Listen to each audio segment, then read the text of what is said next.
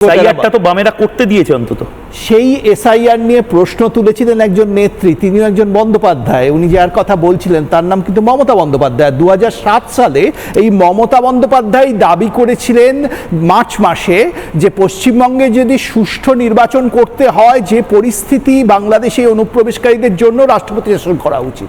রাষ্ট্রপতি শাসন করার সাহস সেই সময় কেন্দ্রীয় সরকার, কংগ্রেস সরকার ছিল, বন্ধু সরকার সিপিএম এর, তারা দেখাতে পারেনি, কিন্তু পরিবর্তন আটকে রাখা যায়নি। কিন্তু আরেকটা কথা ময়ূক আপনাকে বুঝতে হবে, মমতা বন্দ্যোপাধ্যায়ের অবস্থাটাই অনেকটা ওই জলে কুমির ডাঙায় বাঘ বলে একটা কথা আছে না প্রবাদ, ওই রকম।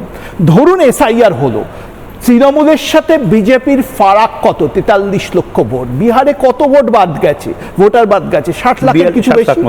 তাহলে পশ্চিমবঙ্গে 1 কোটি মতো ভোটার বাদ যেতে পারে।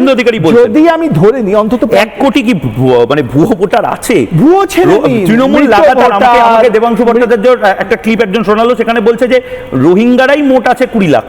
সেখানে আপনারা আমি কম করে ধরছি, ধরুন 1 কোটি, খুব ভালো অবস্থা 1 কোটি বাদ গেল, তাহলে এই 43 লাখের ফারাক যেখানে, সেখানে তৃণমূলের জেতা খুব মুশকিল। অর্থাৎ এসআইআর হতে দিলে তৃণমূল আর ক্ষমতায় থাকবে না। কিন্তু এসআইআর যদি না হতে দেয় ময়ূক, তাহলে রাষ্ট্রপতি শাসন জারি হবে।